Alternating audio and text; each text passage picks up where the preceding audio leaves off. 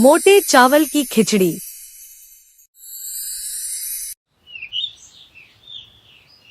मालती शर्मा का एक बड़ा परिवार था।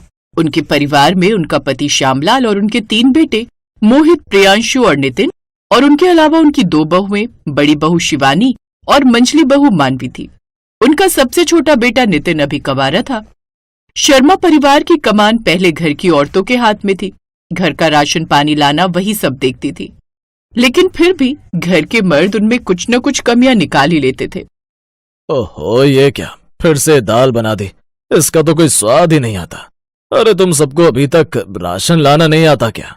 इनको क्या पता पापा कि पैसे कैसे कमाए जाते हैं। एक तो महंगा राशन भी ले आती है, ऊपर से स्वाद भी नहीं।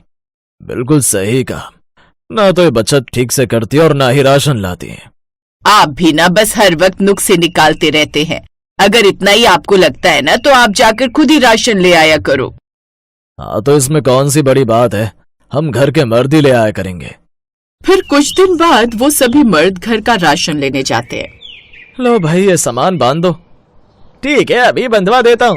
चावल आप अपने हिसाब से देख लो, आपको कौन से चाहिए। चावल? अरे भाई तुम ही बताओ कौन से सही है। एक दुकानदार के लिए उसका सारा सामान ही सही होता है। वैसे ये चावल देखिए, ये अच्छे होने के साथ साथ बढ़िया भी हैं। अच्छा ठीक है, तो फिर तोल दो इन्हें। सारा सामान लेकर वो घर आ जाते हैं, जहाँ मालती शर्मा सारा सामान चेक करती हैं। ये मसाले ठीक है, आ गए। ये दाल भी ठीक है, आटा भी ठीक है। मोहित बेटा, अब वो चावल तो खोल जरा। माँ, ये बासमती चावल है 20 किलो और 10 किलो ये खिचड़ी के लिए खुले चावल। बासमती चावल तो ठीक है, लेकिन है ये क्या? इतने मोटे चावल क्यों उठा लाए? इतने मोटे चावल की खिचड़ी नहीं नहीं नहीं, इन्हें वापस करके आओ। ये बात सुनते ही सभी मर्द एक दूसरे की शक्ल देखने लगते हैं। तभी श्यामलाल सोचता है, अब अगर मैं इन्हें वापस करने जाऊंगा तो घर वालों के साथ साथ बाहर वो दुकान वाला भी मुझ पर हंसेगा और मेरा मजाक उड़ाएगा वो अलग। कुछ सोच हम, कुछ सोच। अरे नहीं नहीं, ये चावल ये खिचड़ी के लिए होते हैं। क्या आपका दिमाग घास चढ़ने गया है क्या? भला इतने मोटे चावल की खिचड़ी कौन खाता है? वही तो, तुम्हें कुछ नहीं पता कि ये चावल कितना अच्छा होता है। पता है, मेरे सभी पार्क वाले दोस्त कहते हैं कि उन सभी के घर में मोटे चावल की खिचड़ी बनती है और इसकी खिचड़ी सेहत के लिए बड़ी अच्छी होती है। और तुझे पता है मालती, मैं ना मेरे फैमिली डॉक्टर के पास भी गया था।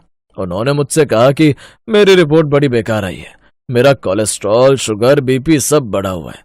इसीलिए डॉक्टर ने साफ कहा है कि कुछ दिन तक तुम हेल्दी खाना ही खाओ, जैसे खिचड़ी। इसीलिए चावल तो वापस नहीं होंगे, लेकिन तुम मेरे लिए ही इस चावल की खिचड़ी बना लेना। हे भगवान, आपकी रिपोर्ट इतनी खराब आई है और आप अब ये बात हमें बता रहे हैं। हे भगवान, ये क्या हो गया? अरे बस भी कर मालती, अभी बस शुरुआत है। उसने कहा है बेकार में परेशान हो रही हो, कुछ दिन खिचड़ी खाऊंगा ना तो ठीक हो जाऊंगा। मालती अपने पति की सब बात समझ रही थी। वो जानती थी कि कहीं न कहीं वो ये सब चावल वापस ना करने के लिए भी कह रहे हैं। वो इसके लिए तैयार नहीं होंगे, क्योंकि ये उनकी शान के खिलाफ जो था। कुछ देर बाद मालती कहती है, ठीक है बहू, अब ये इतना बोल ही रहे हैं तो तुम कल इनके लिए इसकी खिचड़ी बना देना। अगले दिन दोनों बहुएं सबके लिए टेबल पर नाश्ता लगाती हैं। अरे वाह, नाश्ता बन गया। छुट्टी वाले दिन नाश्ता करने का भी अपना अलग ही मजा है। सही कहा भैया, और ऊपर से उसमें खाने के लिए आलू के पराठे मिल जाए तो और अच्छा लगता है, और खासकर भाभीयों के हाथों का हो। अरे बस बस, अब आप सब तारीफ करना बंद भी कीजिए। अरे वाह वाह, नाश्ता तैयार है। अरे बहू, सबको नाश्ता दे दिया हो तो अपने बाबूजी को भी दे दो। हाँ हाँ माँ जी, वो मैं भला कैसे भूल सकती हूँ। हाँ हाँ, जल्दी ले आ बहू। श्यामलाल अपनी बात पूरी भी नहीं कर पाते उससे पहले ही मानवी उनके सामने खिचड़ी परोस देती है। खिचड़ी? हाँ बाबूजी, आपने ही तो कल कहा था कि डॉक्टर ने कहा है आपकी रिपोर्ट ठीक नहीं है और आपको उन्होंने बस खिचड़ी खाने के लिए कहा है। ठीक ही तो कह रही है बहू, भूल गए क्या? ओह अच्छा, हाँ। तो मैंने कब मना किया, मैं नहीं खाऊंगा। ऐसा कहकर श्यामलाल फिर से खिचड़ी खाने लगते हैं, लेकिन मोटे चावल की खिचड़ी खाने में ही उन्हें बड़ी अजीब लगती है। ओहो, ये मोटे चावल की खिचड़ी तो कितनी अजीब है। लेकिन फिर वो थोड़ी सी ही खाता है। क्या हुआ बाबूजी, और लाऊं? अरे नहीं नहीं, और नहीं चाहिए। ये कैसी बेकार सी खिचड़ी बनाई है तुमने। अभी तक खिचड़ी बनाना भी नहीं आता क्या तुम्हें? लेकिन बाबूजी, मोटे चावल की खिचड़ी तो ऐसी ही बनेगी। चल चल, कुछ भी मत बोल। ओफो, अच्छा आप शांत भी हो जाइए। बहू, दिन में तुम चावल को कुछ देर तक पानी में भिगो कर रख देना, उसके बाद इसकी खिचड़ी बना देना। बिल्कुल ठीक कह रही है। एक तो इतनी तेज भूख लगी थी, ऊपर से एक खिचड़ी बना कर रख दी। अच्छा अब एक काम कर, अभी के लिए मुझे वो आलू के पराठे ही दे दे। उस वक्त मानवी उन्हें आलू के पराठे खाने को दे देती है।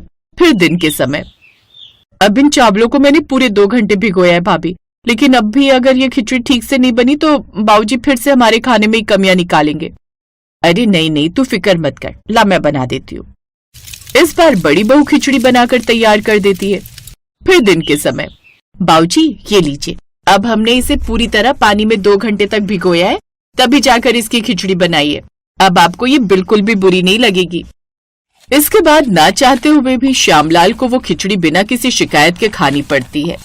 तो अब कैसी बनी है ये? हाँ अच्छी बनी है, बस बहू ऐसे ही बनाना। ठीक है बाबूजी, शाम के लिए भी हम चावल अभी से भिगो देते हैं। क्या कहा, शाम के लिए? और नहीं तो क्या जी, आपने ही तो कहा है कि डॉक्टर ने आपको कुछ दिन यही खाने को कहा है। अब रात को भी ऐसा ही होता है। शाम को एक बार फिर वो उसके लिए खिचड़ी बनाती हैं और ऐसे ही अगले 3-4 दिन तक वो और उन मोटे चावलों की खिचड़ी खाकर पेट भी भारी होने लगता है। फिर आधी रात को, अरे बाप रे, पेट में गुड़गुड़ाहट फिर शुरू हो गई। लेकिन अभी तो फ्रेश होकर आया था, एक बार और होकर आता हूँ। अब वो एक बार फिर से वॉशरूम जाता है, लेकिन जैसे ही आकर बिस्तर पर लेटते हैं तो फिर से पेट में गुड़गुड़ाहट शुरू हो जाती है और वो फिर से एक बार बाथरूम जाते हैं। तभी मालती देवी की भी आंख खुल जाती है। अजी क्या हो गया, ये आधी रात को मैराथन में क्यों दौड़ लगा रहे हो? शांति से बैठ क्यों नहीं जाते? मालती जल्दी से बच्चों को बुलाओ, मोहित को बोलो डॉक्टर को फोन करे, मेरा पेट काफी खराब हो गया लगता है। हाँ हाँ, अभी बुलाती हूँ। मालती अपने बेटों को बुलाती है। क्या बात है माँ, सब ठीक तो है? बेटा जल्दी से फैमिली डॉक्टर को फोन कर, लगता है तेरे बाबूजी की तबीयत बिल्कुल ठीक नहीं है। हाँ माँ, मैं अभी फोन करता हूँ। वो जल्दी से डॉक्टर को घर बुलाते हैं। देखिए इनके पेट में इन्फेक्शन हो गया, ऐसा लगता है जैसे इन्होंने मोटे चावल जैसी कोई चीज पिछले कुछ दिनों से लगातार खाई है, जो इनके पेट में ठीक से डाइजेस्ट नहीं हुए और उन्हीं के कारण इनको ये प्रॉब्लम हुई है।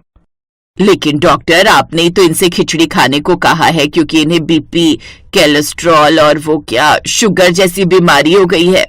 अरे नहीं नहीं, ऐसा मैंने कब कहा, और भगवान की दया से पूरी तरह से स्वस्थ हैं, इन्हें किसी तरह की कोई प्रॉब्लम नहीं। ये डॉक्टर क्या कह रहे हैं जी? अरे वो बिल्कुल ठीक कह रहे हैं, वो सब तो बस मैंने उन चावल को खत्म करने का तरीका निकाला था ताकि तुम सब मेरा मजाक ना उड़ाओ। लेकिन शर्मा जी झूठ बोलने पर आपको ही नुकसान हो गया, क्योंकि इतने दिनों से आप मोटे चावल की खिचड़ी बस मोटे चावल खत्म करने के लिए खा रहे थे, लेकिन अब आपको अगले हफ्ते भर भी खिचड़ी खानी है, लेकिन मोटे चावल की नहीं बल्कि दलिए की। मैं समझ गया, घर की औरतों से बेहतर राशन की पहचान और किसी को हो ही नहीं सकती, इसीलिए अब ये काम कोई और कर ही नहीं सकता, इसे अब तुम ही करना। ये सुनकर सभी औरतें हंसने लगती हैं और इसके बाद अब फिर से घर का राशन लाने की जिम्मेदारी उनके हाथ में हो जाती है।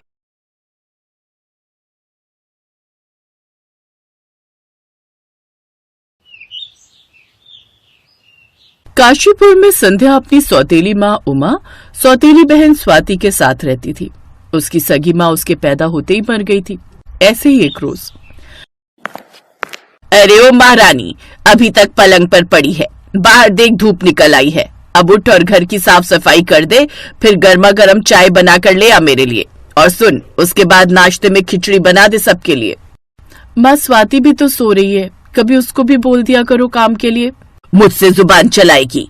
अरे मेरी बेटी से अपना मुकाबला कर रही है, कहाँ वो और कहाँ तू, चल उठ नहीं तो एक लगाऊंगी। हार थक कर संध्या को उठना ही पड़ता है। वो घर के कामकाज में लग जाती है, लेकिन इन सब से स्वाति काफी आलसी हो गई और संध्या हर काम में माहिर हो गई, और खासकर खिचड़ी बनाने में। उसे खिचड़ी बड़ी ही पसंद थी।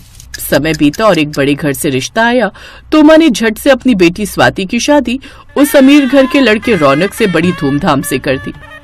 रौनक के यहाँ एक नौकर था सूरज, जो कि बड़ा गरीब था। स्वाति की माँ ने चालाकी चलते हुए उसकी शादी अपनी संध्या से करवा दी। स्वाति का पति रौनक बड़ा ही तेज और चालाक था। वो कम पैसों में सूरज से खूब काम करवाता था। ऐसे ही समय बीता। एक रोज स्वाति बोली, मेरी तबीयत ठीक नहीं है, अब मुझसे खाना नहीं बनता, कोई नौकर रख लो। ये सुनकर रौनक वहीं खड़े सूरज से बोला, अरे ओ बुद्धूराम, कल से अपनी घरवाली को बोलो हमारे यहाँ खाना बना दिया करे, और घर की साफ सफाई और बाकी काम तो तू कर ही लेता है, इससे तुम दोनों की कमाई दोगुनी हो जाएगी, समझा? जी समझ गया मालिक। घर आकर सूरज ने ये बात अपनी पत्नी संध्या को बताई। संध्या को ये बात बड़ी अजीब लगी। वो सब तो ठीक है जी, लेकिन वो मेरी बहन भी है, भले ही सौतेली सही। मैं उसके यहाँ काम करूंगी तो हमारी क्या इज्जत रह जाएगी, आप उनको मना कर देना। संध्या ने इसके लिए मना कर दिया। सूरज ने जाकर अपने मालिक से ये बात कह दी। ओह अच्छा, सेल्फ रिस्पेक्ट। तुम यहाँ पर नौकर हो तब तुम्हारी इज्जत कम नहीं होती। अब तुम्हें भी कल से काम पर आने की जरूरत नहीं है, हम कोई और नौकर और नौकरानी ढूंढ लेंगे, हमारे पास पैसों की कमी नहीं है, समझे? अरे नहीं नहीं, ऐसा मत कीजिए मालिक। सुनाई नहीं दिया, निकल जाओ यहाँ से। सूरज उदास होकर घर आ गया और सारी बात अपनी पत्नी को बताई। मेरी तो कुछ समझ में नहीं आ रहा, अब क्या करूं? मुझे तो और कोई भी काम नहीं आता, अब मैं घर का खर्चा कैसे चलाऊंगा? ना ही मैं पढ़ा लिखा हूं कि कहीं कुछ नौकरी मिल जाए। आप चिंता मत कीजिए, कुछ ना कुछ जरूर हो जाएगा। अगली सुबह सूरज ने संध्या से कहा, संध्या मैं मजदूरी ढूंढने जा रहा हूं, तुम कहीं बाहर मत निकलना और अपना ख्याल रखना, अच्छा? जी ठीक है। सूरज काम ढूंढने निकल गया। वो सारा दिन यहाँ से वहां भटकता रहा, लेकिन उसे कहीं भी मजदूरी नहीं मिली। शाम को उदास होकर वो घर को लौटा और बोला, मुझे तो लगता है कि मेरी बर्बादी के दिन शुरू हो गए हैं संध्या। मुझे कहीं मजदूरी का काम नहीं मिल रहा, अब हम कैसे अपना गुजारा करेंगे? आप परेशान मत होइए, बस ऊपर वाले पर भरोसा रखिए। आप हाथ मुंह धो लीजिए, मैंने खिचड़ी बनाई है, मैं लगा देती हूँ। कुछ देर बाद संध्या उसको खिचड़ी परोसती है। उसके हाथ की खिचड़ी खाते ही सूरज बहुत खुश हुआ। अरे वाह, तुम तो बहुत ही अच्छी खिचड़ी बनाती हो। मेरा तो मन कर रहा है कि पतीला भरकर खा जाऊं। हाँ, घर में भी सभी यही बोलते थे कि मैं खिचड़ी बहुत अच्छी बनाती हूँ। वैसे एक आइडिया है, क्यों ना हम खिचड़ी बेचने का ही काम खोल लें? हाँ कर तो सकते हैं, लेकिन नहीं नहीं, अभी तुम रहने दो, अभी मैं कुछ और काम ढूंढ लूं, क्या पता मिल ही जाए। अगले दिन सूरज फिर काम की तलाश में निकल गया और घर पर बैठी संध्या को एक आइडिया आया। वो थोड़ी सी बचत किए हुए पैसे से खिचड़ी बनाने का सामान ले आई और जल्दी ही चूल्हे पर खिचड़ी बनाकर तैयार कर ली और फिर घर के बाहर एक छोटी सी टेबल पर पतीला रखकर खिचड़ी बनाकर बेचने लगी। वो वहां आने जाने वालों से कहती, आइए आइए, हमारे यहाँ की स्वादिष्ट खिचड़ी खाइए। ये सुनकर कुछ लोग रुक गए। अरे खिचड़ी, अरे वाह, आज तक तो हमने कभी खिचड़ी बिकते हुए नहीं देखी। लाओ लाओ, खाकर देखते हैं जरा। उस रोज संध्या ने 200 रुपए की कमाई कर ली थी। कुछ देर बाद सूरज भी काम से लौट आया। संध्या ने उसे आज की आमदनी दी तो वो हैरान रह गया। ये पैसे कहाँ से आए संध्या? मैंने आज से खिचड़ी का काम शुरू कर दिया, पहले दिन ही अपना धंधा चल पड़ा। क्या सच में? फिर तो अब हम खुद का यही काम शुरू करेंगे। मैं भी अब इस काम में तुम्हारी सहायता करूंगा। अगले दिन से सूरज भी उसके साथ खिचड़ी बनाकर बेचने लगा, लेकिन अब उनका वो छोटा सा टेबल छोटा पड़ने लगा। इसलिए कुछ दिन बाद सूरज एक ठेला ले आया। ये ठेला? हाँ संध्या, अब से हम ठेले पर खिचड़ी बनाकर बेचेंगे, और वो भी आंगन में नहीं बल्कि आगे चौराहे पर, जहाँ से अस्पताल, स्कूल और फैक्ट्री सब पास पड़ते हैं। वहाँ हमारा काम और भी अच्छा चलेगा।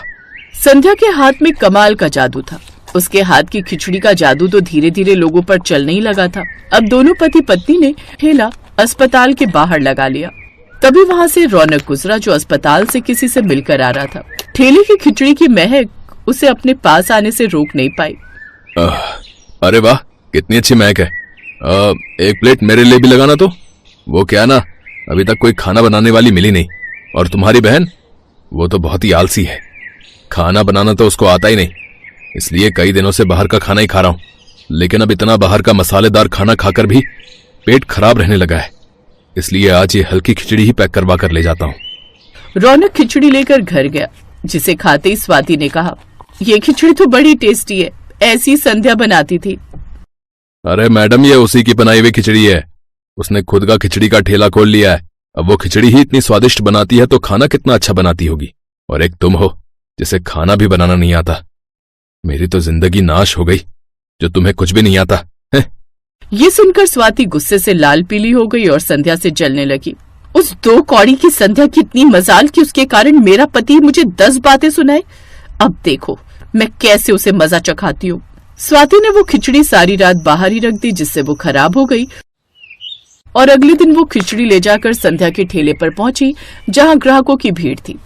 वो गुस्से में बोली, लोगों को बेवकूफ बनाना बंद करो। देखो सब लोग, मैं इससे खिचड़ी लेकर गई थी, देखो इसमें से कैसी बदबू आ रही है।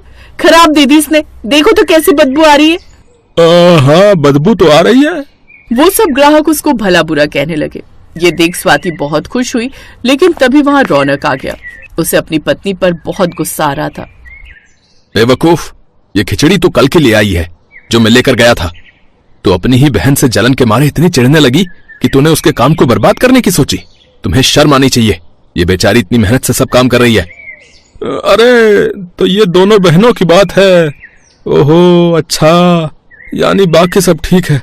बहन जी, आप तो हमारे लिए ठेले वाली खिचड़ी लगा दीजिए, हम तो यही खाएंगे। हमारी जुबान से अब इसका स्वाद नहीं जा सकता। हाँ। स्वाति शर्म के मारे वहां से चली गई और अब संध्या के पास और भी ज्यादा ग्राहक आने लगे। उसके ठेले की खिचड़ी फेमस हो गई। आसपास के अस्पताल से भी लोग उसके पास आने लगे, जिससे अब उसकी खूब आमदनी होने लगी। कुछ ही दिनों में उसने खुद की बहुत बड़ी कोठी बना ली, स्वाति से भी काफी बड़ी, और अपना खुद का रेस्टोरेंट भी खोल लिया, जिसमें वो खिचड़ी स्पेशल बेचने लगी।